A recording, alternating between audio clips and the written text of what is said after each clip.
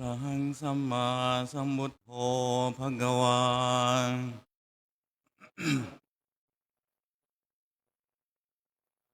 พุทธังภะคะวันตังอภิวาเทมิ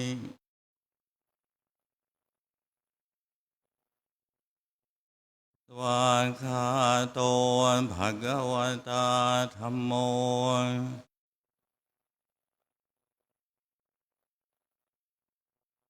ธัมมังนัมสสามิสุปฏิปันโนภะคะวะโตสาวกสังโฆ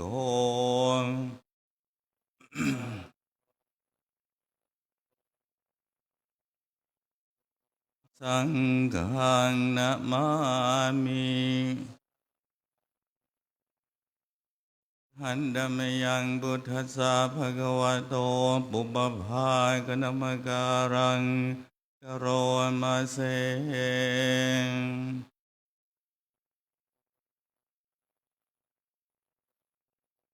อะระหะโตสัมมาสัมพุทธัสสะนะโมอะระหะโตสัมมาสัมพุทธัสสะนะโมตัสสะอะระหะโตสัมมาสัมพุทธัสสะ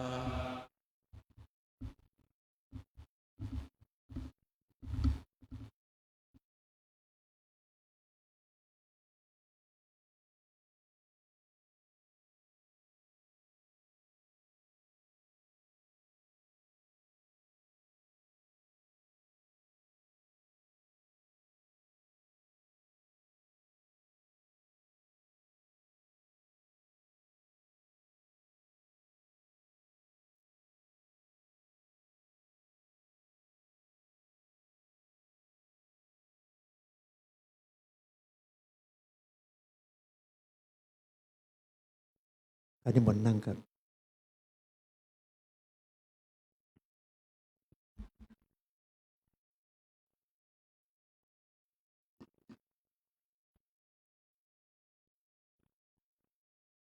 ขอประธานกราบนมัสการเจ้าประคุณสมเด็จพระมหาวีระวงศ์ผู้ปฏิบัติศาสนกิจแทนสมเด็จพระสังฆราชที่เคารพอย่างยิ่งกล้าวกระผมนายสุพัฒน์เมืองมัชฉาผู้อำนวยการกองพุทธศาสนศึกษาขอประธานอนุญาตกราบอาราธนาพระเถรานุเถระและเรียนเชิญข้าราชการชั้นผู้ใหญ่เข้าถวายสักการะตามลำดับดังนี้ 1. พระพรหมมุนีกรรมการมหาเถรสมาคมเจ้าอาวาสวัดพระศรีมหาธาตุ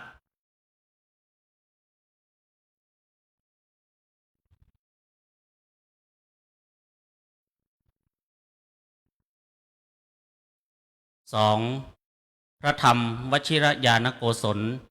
เจ้าสำนักเรียนคณะจังหวัดสุรินทร์ธรรมยุทธผู้แทนเจ้าสำนักเรียนดีเด่น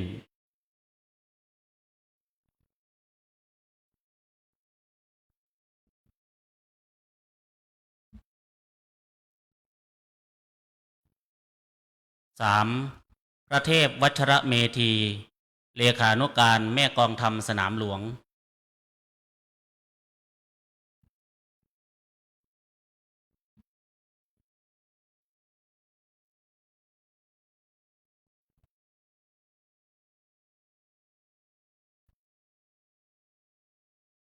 4. นายทรงยุทธด้ามทองผู้อำนวยการโรงเรียนเกื่องในพิทยาคารผู้แทนสถานศึกษาดีเด่น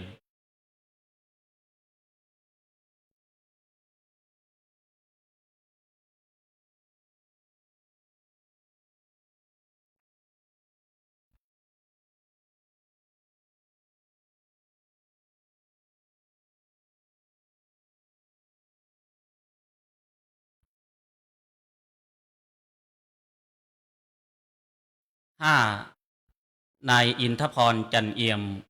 ผู้อำนวยการสำนักงานพระพุทธศาสนาแห่งชาติ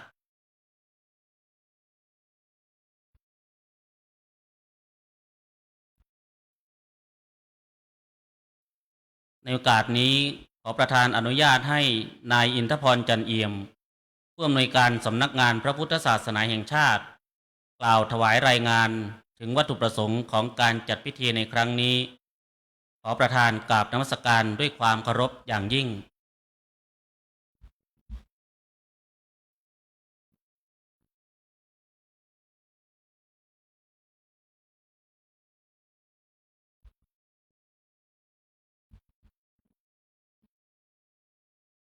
ขอประทานกราบนมัสการเจ้าพระคุณสมเด็จพระมหาวีระวงศ์ผู้ปฏิบัติศาสนกิจแทนสมเด็จพระสังฆราชที่เคารพอย่างยิ่งเกล้ากระผมนายอินทพรจันเอี่ยมผู้อำนวยการสำนักงานพระพุทธศาสนาแห่งชาติในนามสำนักงานพระพุทธศาสนาแห่งชาติคณะสงฆ์และพุทธบริษัทที่มาประชุมพร้อมเพรียงกันณที่นี้รู้สึกสำนึกในพระกรุณาคุณอันล้นพ้นที่เจ้าพระคุณสมเด็จพระอริยวงศาคตยานสมเด็จพระสังฆราชสกลมหาสังฆบรินายกมีพระบัญชาโปรดให้เจ้าพระคุณสมเด็จปฏิบัติพระศาสนกิจแทนพระองค์เป็นประธานในพิธีประทานโล่ประกาศเกียรติคุณและทุนสำนักเรียนพระปริยธรรมแผนกธรรมดีเด่นในวันนี้กล่าวกับผมขอประธานอนุญาตกล่าวถวายรายงานถึงวัตถุประสงค์ของการจัดพิธีโดยสังเขปดังนี้ด้วยในการประชุมมหาเถรสมาคมครั้งที่16ทับ2568เมื่อวันที่20มิถุนายน2568ที่ประชุมได้รับทราบและอนุโมทนาเรื่องรายงานสถิติผลการสอบธรรมสนามหลวงปีการศึกษา 2567 ตามที่แม่กองทำสนามหลวงนำเสนอพร้อมทั้ง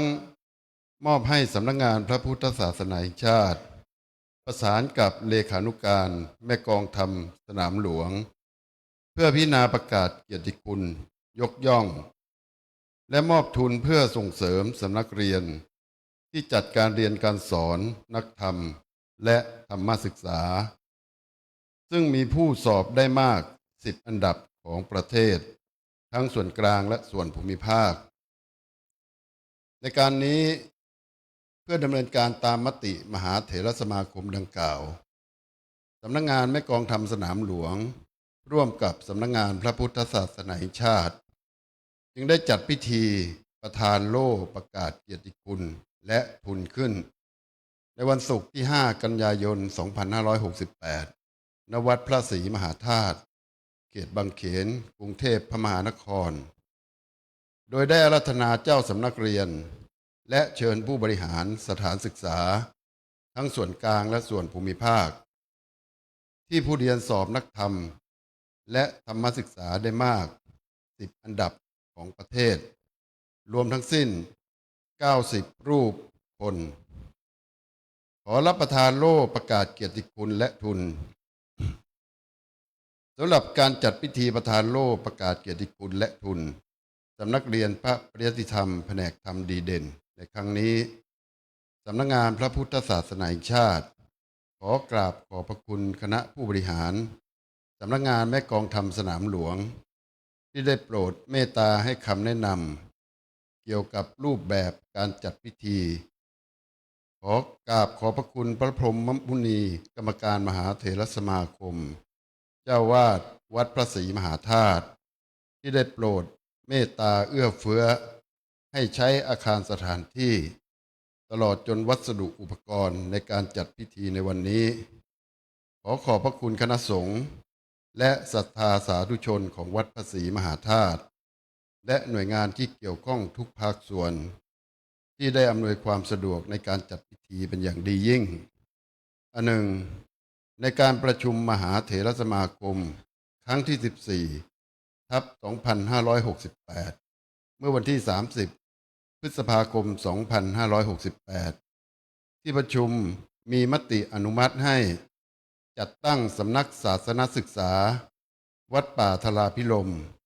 อำเภอเชียงดาวจังหวัดเชียงใหม่ในการนี้สำนักงานแม่กองทำสนามหลวง ได้อาราธนาเจ้าสำนักศาสนศึกษาวัดป่าธาราพิรมย์เข้ารับใบประกาศจัดตั้งสำนักศาสนศึกษาในครั้งนี้ด้วยบัดนี้ได้เวลาสมควรแล้ว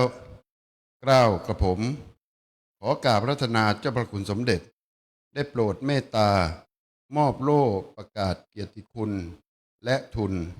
แก่เจ้าสำนักเรียนและผู้บริหารสถานศึกษาและมอบใบประกาศจัดตั้งสำนักศาสนศึกษาวัดป่าธาราพิรมย์จังหวัดเชียงใหม่พร้อมนี้ขอประธานอนุญาตให้นายเดชาละลีผู้อำนวยการกลุ่มการศึกษาพระปริยัติธรรมแผนกธรรมบาลีอาราธนาเจ้าสำนักเรียนและเชิญผู้บริหารสถานศึกษาเข้ารับประทานโล่ประกาศเกียรติคุณและทุนตามลำดับเสร็จแล้วขอได้โปรดประทานโอวาทเพื่อเป็นสิริมงคลแก่ผู้เข้าร่วมพิธีเป็นลำดับสืบไปขอประทานกราบนมัสการด้วยความเคารพอย่างยิ่ง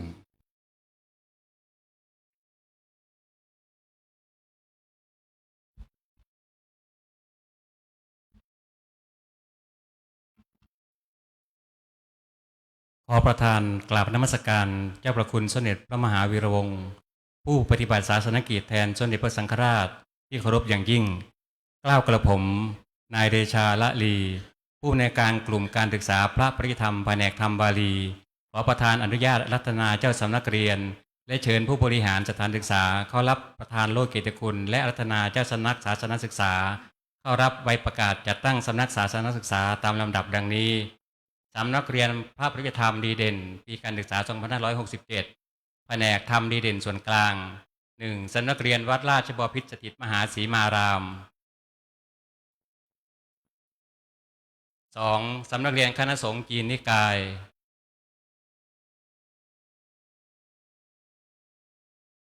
3. สำนักเรียนวัดโมลีโลกยาราม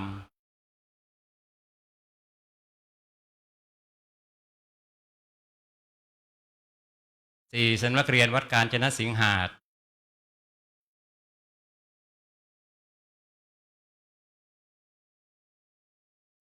5. สำนักเรียนวัดชัยพฤกษ์มารา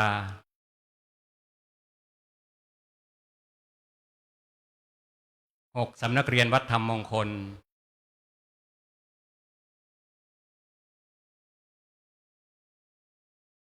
7. สำนักเรียนคณะเขตบางกะปิ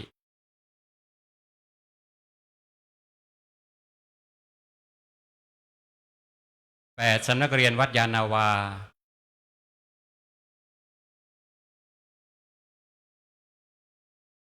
9. สำนักเรียนคณะเขตบางขุนเทียน และ 10. สำนักเรียนวราชโอรสาราม แผนกธรรมดีเด่นส่วนภูมิภาค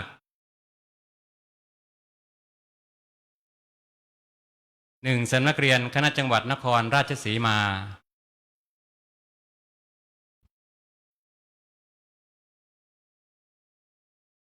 2. สำนักเรียนคณะจังหวัดอุบลราชธานี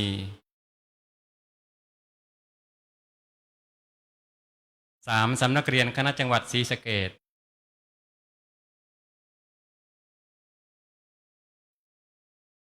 4. สำนักเรียนคณะจังหวัดขอนแก่น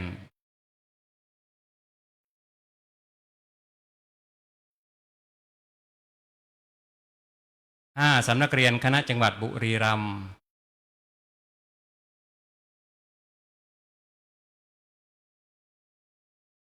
6. สำนักเรียนคณะจังหวัดเชียงใหม่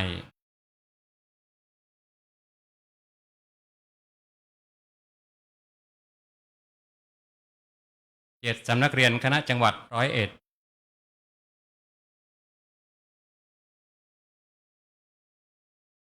8. สำนักเรียนคณะจังหวัดสุรินทร์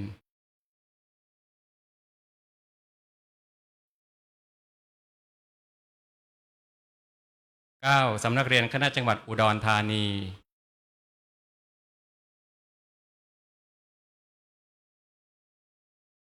และ 10. สำนักเรียนคณะจังหวัดชลบุรี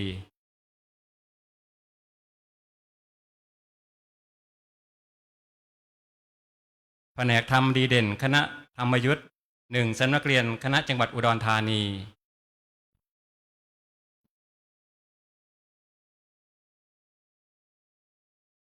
2สำนักเรียนคณะจังหวัดสกลนคร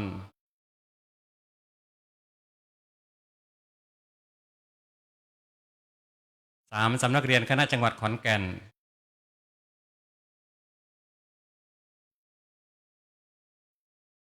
4สำนักเรียนคณะจังหวัดอุบลราชธานี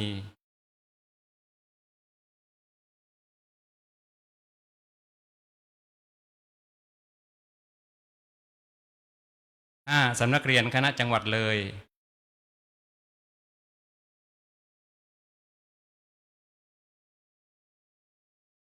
6สำนักเรียนคณะจังหวัดนครราชสีมา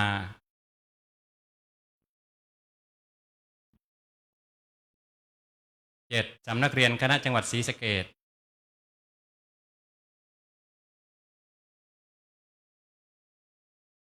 8สำนักเรียนคณะจังหวัดสุรินทร์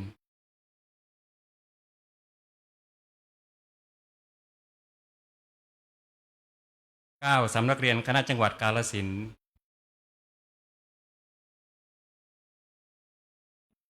และ10สำนักเรียนคณะจังหวัดยโสธร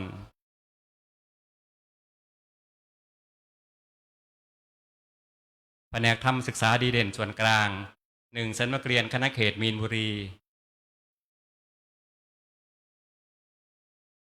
2สำนักเรียนคณะเขตสายไหม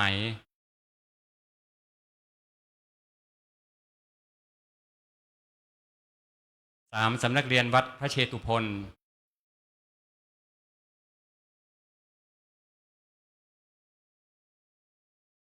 4สำนักเรียนวัดเสมียนนารี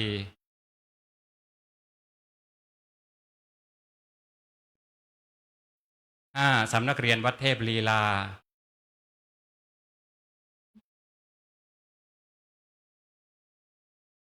6สำนักเรียนคณะเขตลาดกระบัง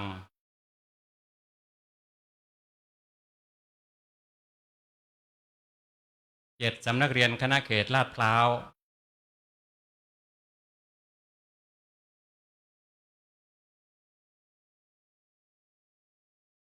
8สำนักเรียนวัดราชโอรสาราม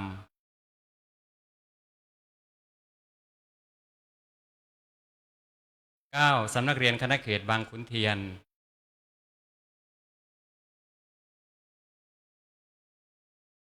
และ10สำนักเรียนคณะเขตดอนเมืองหลัก4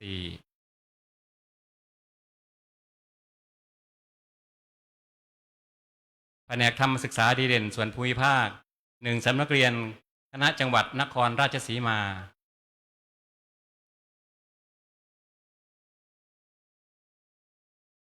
2สำนักเรียนคณะจังหวัดบุรีรัมย์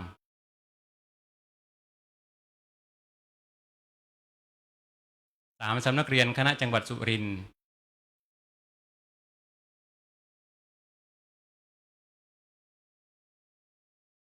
4สำนักเรียนคณะจังหวัดกาญจนบุรี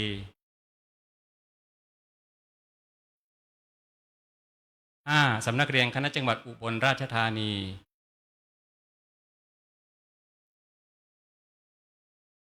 6สำนักเรียนคณะจังหวัดศรีสะเกษ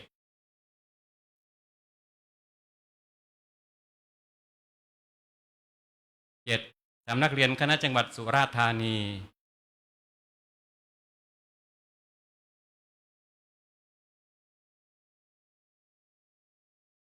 8สำนักเรียนคณะจังหวัดสุพรรณบุรี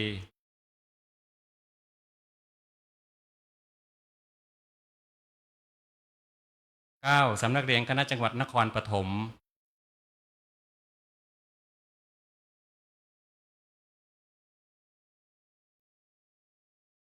และ10สำนั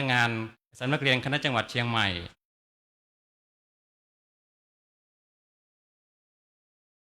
แผนกธรรมศึกษาดีเด่นคณะธรรมยุทธ์1สำนักเรียนคณะจังหวัดนครราชสีมา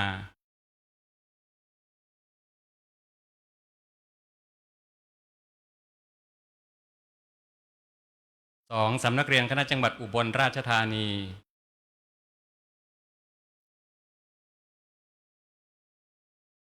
3สำนักเรียนคณะจังหวัดสกลนคร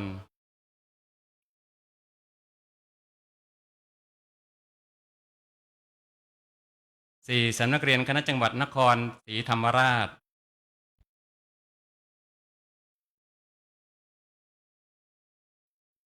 5. สำนักเรียนคณะจังหวัดพระนครศรีอยุธยา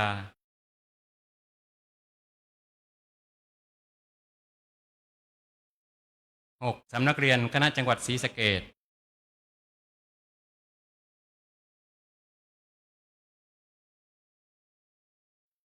7. สำนักเรียนคณะจังหวัดจันทบุรี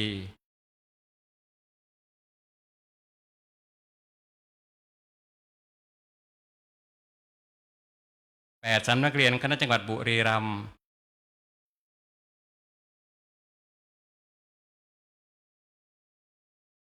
9. สำนักเรียนคณะจังหวัดร้อยเอ็ด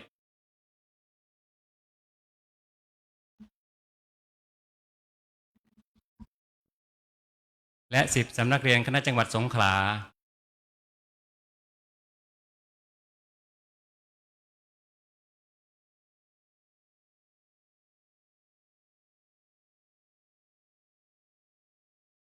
สถานศึกษาดีเด่นส่วนกลาง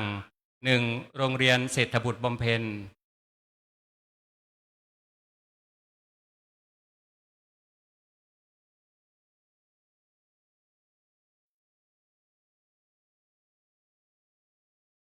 2. โรงเรียนฤทธิยวรรณาลัยประถม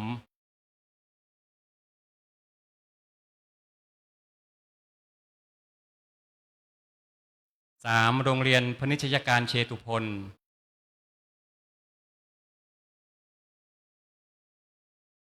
4. โรงเรียน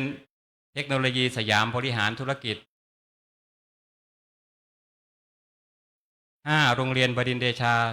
สิงหเสนี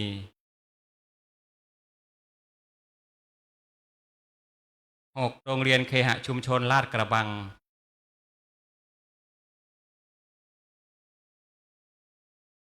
7. โรงเรียนโชคชัย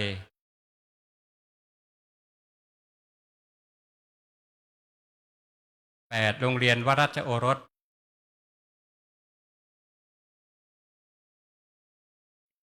9. โรงเรียนบางขุนเทียนศึกษา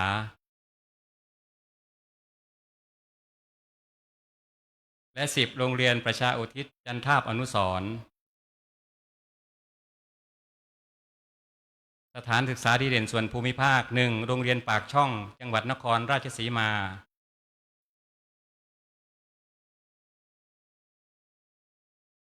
2. โรงเรียนนางรองจังหวัดบุรีรัมย์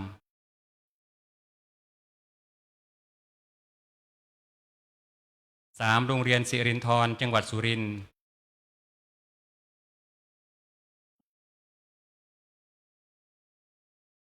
4. โรงเรียนวิสุทธิรังสีจังหวัดกาญจนบุรี 5. โรงเรียนอนุบาลพุทธเมตตาจังหวัดอุบลราชธานี 6. โรงเรียนขุขันธ์จังหวัดศรีสะเกษ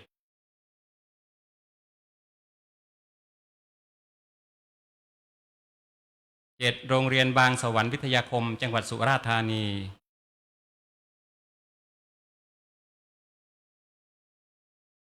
8. โรงเรียนภาวนาพิมลพิทยาจังหวัดสุพรรณบุรี 9. โรงเรียนอนุบาลนครปฐมจังหวัดนครปฐม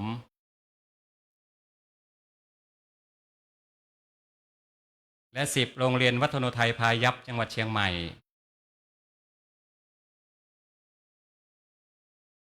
สถานศึกษาดีเด่นคณะธรรมยุทธ์ 1. โรงเรียนบุญยวัฒนาจังหวัดนครราชสีมา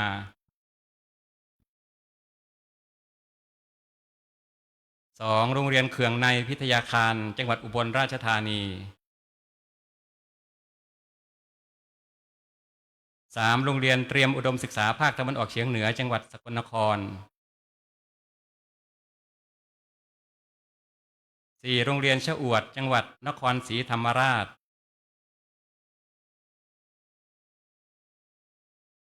5. โรงเรียนจอมสุรางค์อุปถัมภ์จังหวัดพระนครศรีอยุธยา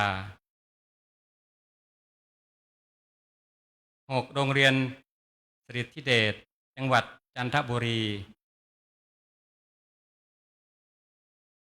7. โรงเรียนเทศบาล 1 บุรีราชดารุณวิทยาจังหวัดบุรีรัมย์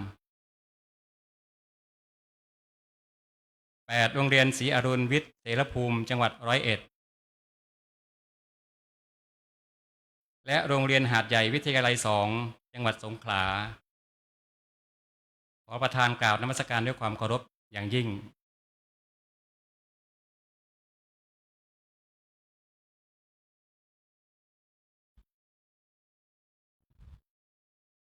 ประกาศ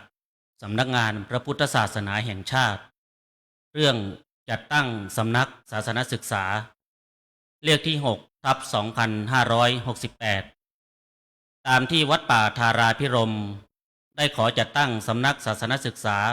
วัดป่าธาราพิรมย์ณวัดป่าธาราพิรมย์ตั้งอยู่เลขที่228ตำบลปิงโค้งอำเภอเชียงดาวจังหวัดเชียงใหม่นั้นบัดนี้ในการประชุมมหาเถรสมาคมครั้งที่14/2568เมื่อวันที่30พฤษภาคม2568มติที่448/2568มีมติอนุมัติ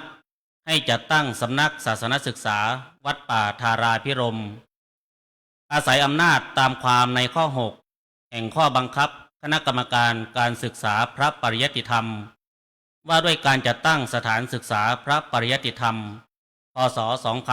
2567สำนักงานพระพุทธศาสนาแห่งชาติจึงประกาศจัดตั้งสำนักศาสนศึกษาขึ้นเพื่อจัดการศึกษาตามวัตถุประสงค์แห่งพระราชบัญญัติการศึกษาพระปริยัติธรรมพ.ศ. 2562มีนามว่าสำนักศาสนศึกษาวัดป่าธาราพิรมย์ทั้งนี้ตั้งแต่วันที่30เดือนพฤษภาคมพ.ศ. 2568เป็นต้นไปประกาศณวันที่19เดือนมิถุนายนพ.ศ.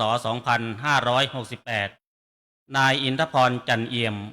ผู้อำนวยการสำนักงานพระพุทธศาสนาแห่งชาติ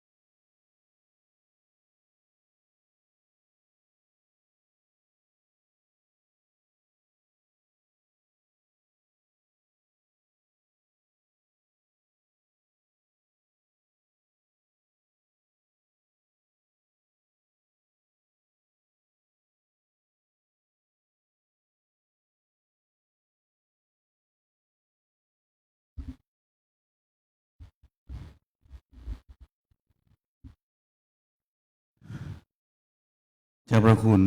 สมเด็จพระอริยวงศาคณาจารย์สมเด็จพระสังฆราชสกลมหาสังฆปรินายกมีพระบัญชาโปรดให้เชิญพระสัมโมทนียกถามาในพิธีประทานโล่ประกาศเกียรติคุณและทุนสำหรับสำนักเรียนพระปริยัติธรรมดีเด่นประจำปีพุทธศักราช 2567 ดังต่อไปนี้ขอแสดงมุทิตาจิตต่อสำนักเรียนพระปริยัติธรรมแผนกธรรมและสถานศึกษาทุกแห่งที่ได้รับรางวัลประจำปีพุทธศักราช 2567 ขออนุโมทนาในบุญกริยาในการที่สำนักงานพระพุทธศาสนาแห่งชาติและบุคลากรผู้เกี่ยวข้องทุกฝ่ายได้ทำหน้าที่เกื้อกูลภารกิจนี้มาอย่างดี ท่านทั้งหลายในฐานะพระสังฆาธิการ ในฐานะบรรพชิตและในฐานะครูอาจารย์ ผู้บริหารการศึกษาย่อมมีหน้าที่โดยตรงในการวางนโยบายบริหารจัดการควบคุมดูแลประสานงานเสนอแนะและสนับสนุน งานพระปริยติธรรมแผนกธรรมจึงขอให้ทุกท่านตระหนักในภาระหน้าที่ของท่าน ว่ามิใช่เรื่องเล็กน้อย เพราะการจัดการศึกษาพระพุทธศาสนาทั้งสำหรับบรรพชิตและคฤหัสถ์นอกจากเป็นการสืบต่ออายุพุทธศาสนา ยังเป็นการสนองพระบรมราโชบายของสมเด็จบรมบพิตรพระราชสมภารเจ้า ผู้ทรงเป็นอัครสาสนูปถัมภกและพระประมุขของชาติ ซึ่งมีพระราชประสงค์ให้พลเมืองเป็นผู้มีคุณธรรมจริยธรรมจะได้สามารถนำพาบ้านเมืองให้ผาสุกมั่นคงสืบไปอีกด้วย ผู้เอาใจใส่พัฒนาตนจนมีวิทยาฐานะนักธรรมและธรรมศึกษา จึงนับว่าเป็นผู้ทำรงรักษาพระพุทธศาสนาด้วยการกระทำเป็นบุญกิริยาที่น่าอนุโมทนา และยังเป็นการเสริมสร้างความปลอดภัยให้แก่ชีวิต เพราะผู้รู้ธรรมประพฤติธรรมสมควรแก่ธรรมย่อมล่วงพ้นจากพยันตรายทั้งปวง อย่างน้อยๆก็ไม่ต้องหวาดกลัวว่าจะต้องราชภัยหรือราชทัณฑ์เพราะศีลธรรม คือบรรทัดฐานอันละเอียดประณีตกว่ากฎหมาย ถ้าผู้ใดไม่ประพฤติผิดธรรมศีลธรรมแล้ว ผู้นั้นย่อมไม่มีทางที่จะเป็นผู้กระทำผิดกฎหมายบ้านเมืองไปได้เลย สมด้วยพระพุทธภาษิตที่ว่าธัมโมหเวรคติธรรมจาริงแปลว่าทำแลย่อมรักษาผู้ประพฤติธรรม ขอพระสังฆาธิการเจ้าสำนักเรียนและผู้บริหารสถานศึกษา จงภาคเพียรบริหารจัดการการศึกษาพระปริยติธรรมให้ทั้งผู้สอนทั้งผู้เรียนเป็นผู้รู้ถูกและรู้ตรงตามหลักสูตรจัดกระบวนการพุทธศึกษาอันถูกต้องในขณะเดียวกัน ก็ขอให้มีน้ำใจอาถรรพ์มั่นคง ที่จะกล้าหาญยึดหยัดในหลักการและวิธีการที่ถูกต้องตามวิทยาแห่งการศึกษาธรรมะและธรรมศึกษา ให้เป็นมาตรฐานของการเรียนการสอนธรรมพระปริยติธรรม และสถานศึกษาที่ท่านบริหารจัดการอยู่ทุกแห่งไป ในนามคณะสงฆ์ขออาราธนาท่านเจ้าคณะพระสังฆาธิการ และพระภิกษุสามเณรทั่วสังฆมณฑลจงภาคเพียรบริหารจัดการเรียนการสอน พัฒนาความรู้ความสามารถของทั้งครูและผู้เรียน ตามหลักสูตรนักธรรมให้ประสบผลผลยิ่งขึ้นไป และขอเชิญชวนให้หน่วยงานต่างๆทั้งภาครัฐและเอกชนนำพาสมาชิกในหน่วยงานของท่านมาศึกษาหลักสูตรธรรมศึกษา เพื่อพลเมืองไทยจะได้ชื่อว่าเป็นผู้รู้ และสามารถปฏิบัติธรรมได้ถูกต้องตามหลักธรรมสมควรในความเป็นพุทธศาสนิกชนกันทุกคน ขออนุโมทนาสาธุการในกุศลเจตนาของทุกท่านอีกครั้งหนึ่ง ขออำนวยพรให้ทุกท่านจงประสบความรุ่งเรืองทางปัญญา สามารถบรรลุถึงความเกษมสวัสดี ทั้งคดีโลกและคดีธรรมโดยทั่วหน้ากันเทิน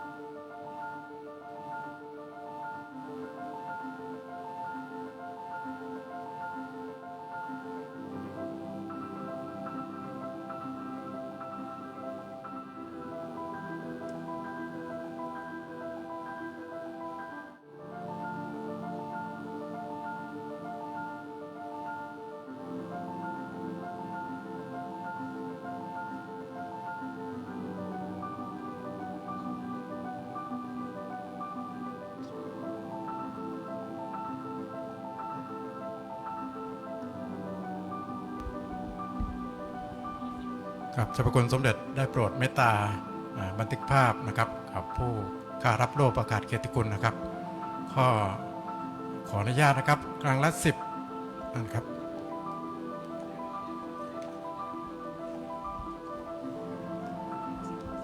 ครับกราบนิมนต์ครับเจ้าสำนักเรียนดีเด่นแผนกธรรมของส่วนกลางนะครับ10สำนักครับ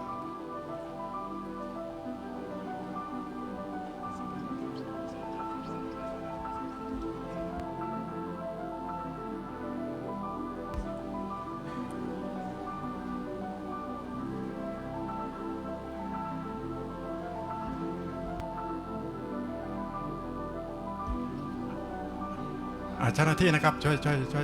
จัดด้วยนะครับเจ้าหน้าที่นะครับ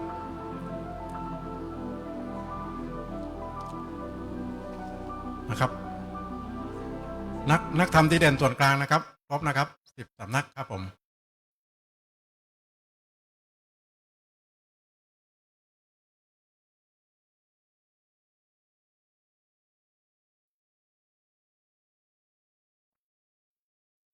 ครับนักทำดีเด่นส่วนกลางครับ10อันดับครับ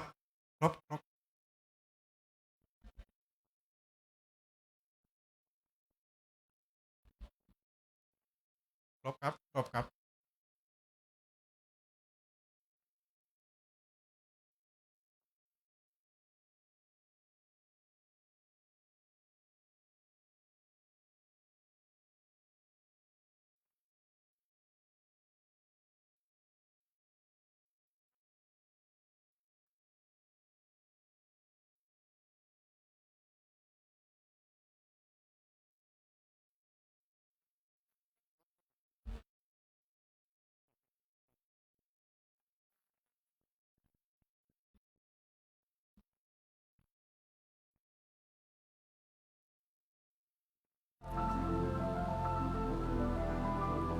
ต่อไปครับนักทำดีเด่นส่วนภูมิภาคครับ10อันดับครับกราบนิมนต์ครับนักทำดีเด่นส่วนภูมิภาคนะครับ10อันดับภาพถ่ายนี้นะครับสามารถเข้าไปติดตามได้ที่เพจสำนักงานพระพุทธศาสนาแห่งชาตินะครับเมื่อบันทึกภาพเสร็จแล้วนะครับขอความเมตตานั่งประจำที่ก่อนนะครับ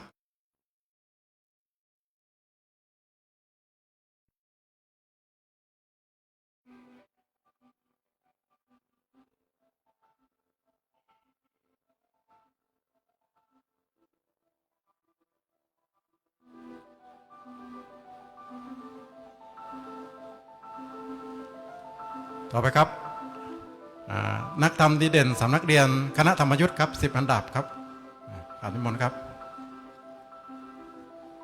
สามารถติดตามภาพถ่ายได้นะครับทางเพจสำนักงานพระพุทธศาสนาแห่งชาติครับ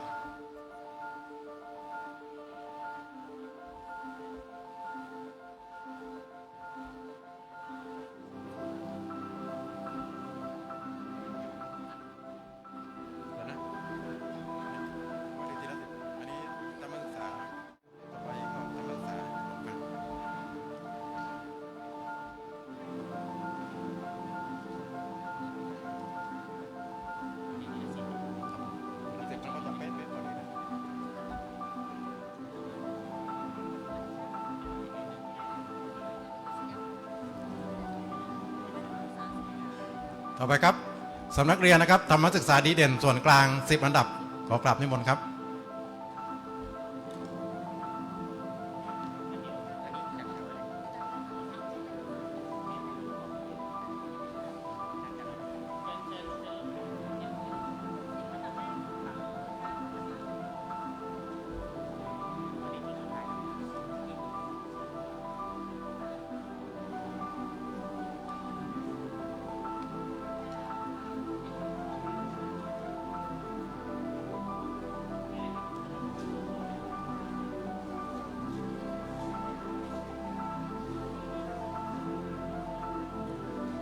ครับต่อไป